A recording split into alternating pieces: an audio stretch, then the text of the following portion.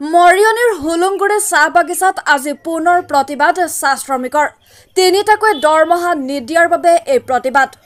সততে চাহ শ্ৰমিকৰ উন্নতি হোৱাৰ মিছা স্লোগান দিয়া নেতা মন্ত্ৰী তথা শ্ৰমিক নেতাসকলৰ যেন কোনো প্ৰভাৱ পৰা নাই চাহ শ্ৰমিকে খাইছে নে নাই কেনেকৈ জিয়াই আছে তাৰ কোনো খবৰ নাই ভাৰত চৰকাৰৰ অধীনত থকা হুলুংগুৰি চাহ বাগিচাৰ শ্ৰমিকৰ অৱস্থা পানীত হাঁহ নচৰা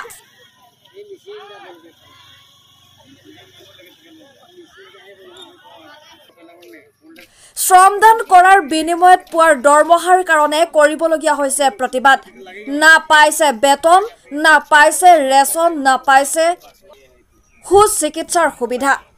আনহাতে যাক লৈ নেতা হৈছে তেখেতসকল ব্যস্ত এতিয়া চৰকাৰৰ গুণ গাবলৈ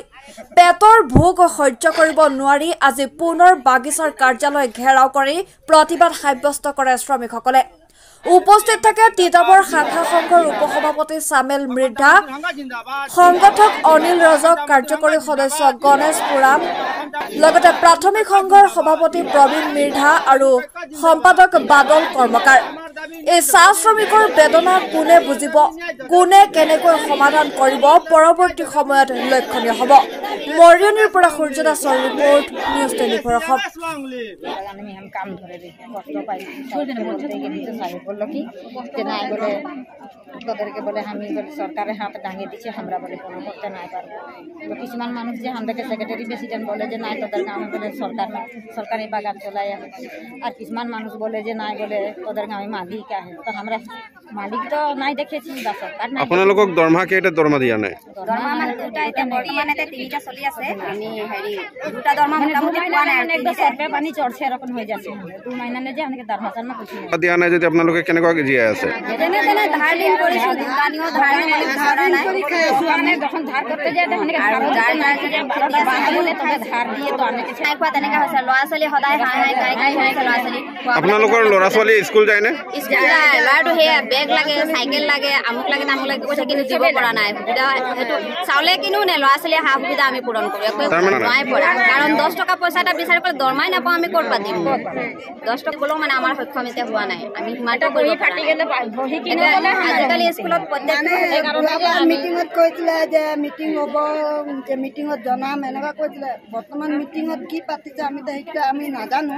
কিন্তু আমাৰ দৰমহা যে আমি এতিয়া পোৱা নাই বৰ্তমান যে আমি কিমান ৰখি থাকিলে তো আমাৰ নহ'ব আৰু যাৰ ঘৰত টকা পইচা আছে হেতি বাৰু ওলাই খাই আছে আমাৰ ল'ৰা ছোৱালী তিনিটা ঘৰত বান্ধা কাম নাই আমাৰ এইটোৱে কাম আছে বগানত যোনটো আমি কৰি আছো বেলেগে আৰু কামা মানুহ নাই আমাৰ কামাই চাদৰ ভি নাই দিলে ছাতা তিৰপাল নাই আমাৰ ঘৰত এনেকুৱা এক্সট্ৰা কামা মানুহ নাই আমি মই অকলে মাইকী মানুহ এটা কাম কৰোঁ মোৰ 3টা ল'ৰা ছোৱালী আছে এতিয়া যদি দৰমহা যদি আমি নাপাম তেতিয়াহ'লে আমি চলিম কেনেকৈ এতিয়া দৰমহাৰ ৰেচন পাতি আমি একো নাপাওঁ ৰেচন মানে কি সপ্তাহ পাওঁ অহা সপ্তাহ নিদিয়ে ৰেচন তেনেকুৱা হৈ যায় আকৌ আমাক যদি নিদিলে আমাক যদি কয় যেতিয়াই মিটিং কয় তেতিয়াই কয় বোলে 2 দিনৰ সময় দিম 2 দিনৰ সময় মতে আমাৰ কি হ'ব কাম কেই ঘণ্টা কৰে এঘণ্টা কৰে মানে আমি 8 ঘণ্টা কৰোঁ চাহ মজদুৰ সংঘৰ কেন্দ্ৰীয় সংঘৰ নিৰ্দেশ আৰু তিতাবৰ শাখা সংঘৰ নিৰ্দেশ মৰ্মে আজি আমি হুলুংগুৰি চাহ বাগিচাত সমূহ ৰাজ্যৰ উপস্থিতিত মাননীয় পৰিচালক মহোদয়কে এণ্ডুল কোম্পানীৰ ঊৰ্ধ্বতন কৰ্তৃপক্ষক আমি এখন মানে মেম'ৰাণ্ডাম দিছোঁ আৰু এই মেম'ৰাণ্ডাম দিয়াৰ যোগেদি আমি তেখেতসকলক এটা অৱগত কৰি দিব খুজিছোঁ যে তেখেতসকলে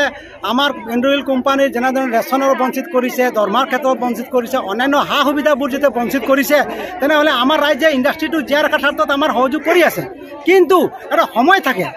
এই সময়টো উকলি গৈছে এতিয়া আমি যেনেধৰণে সহযোগ কৰিছোঁ কিন্তু কোম্পানী হওক বা চৰকাৰ হওক তেনেধৰণে আমাৰ ৰাইজক সহযোগ কৰা নাই তো গতিকে আজি এই মেম'ৰাণ্ডামৰ যোগেদি আমি এটা অৱগত কৰি দিছোঁ যে আমি টাইম টেবুল বান্ধি দিছোঁ অহা 21 তাৰিখ দিনাখনলৈকে যদি তেখেতে কোনো ধৰণৰ সমাধান তেনেহ'লে আমাৰ সমূহ ৰাইজে চাহ শ্ৰমিক ৰাইজে কৰ্তব্যত কাৰ্যসূচী ল'বৰ কাৰণে বাধ্য হ'ব এইদিনা কৰ্মবিৰতি হ'ব আমাৰ গোটেই ৰাইজে কামৰ পৰা বিৰতি থাকি পিনে আমাৰ মানে কাৰ্যালয়ৰ সন্মুখত অৱস্থান ধৰ্মঘট ল'ব আৰু প্ৰয়োজন হ'ব হ'লে আমি বিভিন্ন ধৰণৰ জংলী কাৰ্যসূচী ল'বলৈ বাধ্য হ'ব গতিকে আজি এই কাৰ্যসূচীৰ যোগেদি এই মেম'ৰাণ্ডামৰ যোগেদি আমি কোম্পানীক হোক চৰকাৰক আমি অৱগত কৰিব খুজিছোঁ তেখেতসকলে আমাৰ শ্ৰমিকসকলৰ সা সুবিধা অন্যান্য যিখিনি পাবলগীয়া প্ৰাপ্যখিনি যাতে নিয়মমতে দিয়াৰ ব্যৱস্থা কৰক তাৰ কাৰণে যিখিনি কৰিব লাগে তেখেতসকলে কৰক নহ'লে অনাগত দিনত যদি তেখেতসকলে অৱজ্ঞা হিচাপে কৰি থাকে তেনেহ'লে জংলী আন্দোলন কাৰ্যসূচী তেখেতসকলে পাবলৈ বাধ্য হ'ব মানে হৈছে যে প্ৰত্যেকবাৰে আমি কাৰ্যসূচী আমি যিহেতু শান্তিপূৰ্ণ গান্ধীবাদী নীতিৰে আমি মানে পৰিচালিত এটা সংগঠন হয় আমি প্ৰত্যেকটা বস্তুৰ আমি দুইটা পক্ষ বিবেচনা কৰি আমি কাম কাজবোৰ কৰোঁ কিন্তু আমি যেতিয়া দেখিছোঁ আমাৰ ৰাজ্যৰ প্ৰাপ্যৰ পৰা বঞ্চিত হৈছে তেনেহ'লে আমি মেমনাম যোগেদি শান্তিপূৰ্ণ আমি প্ৰতিবাদ কাৰ্যসূচী কৰিছোঁ কিন্তু আমাৰ যিটো শান্তিপূৰ্ণ যিটো আমি কাৰ্যসূচী লৈছোঁ কিন্তু চৰকাৰ ফালৰ পৰা বা কোম্পানীৰ ফালৰ পৰা যেনেধৰণৰ ব্যৱস্থা গ্ৰহণ কৰিব লাগিছিলে কিন্তু তেখেতসকলৰ তেনেধৰণে আমি সঁহাৰি পোৱা নাই যাৰ গতিকে আমি পৰৱৰ্তী দিনে ইয়াতকৈ ডাঙৰ কাৰ্যসূচী জংলী কাৰ্যসূচী এনেধৰণৰ ল'বলগীয়া বাধ্য হ'ব আমাৰ যদি আমাৰ অনশনৰ কাৰ্যসূচী ল'বলগীয়া হ'ব তেনেহ'লে আমি ল'বলৈ বাধ্য হ'ম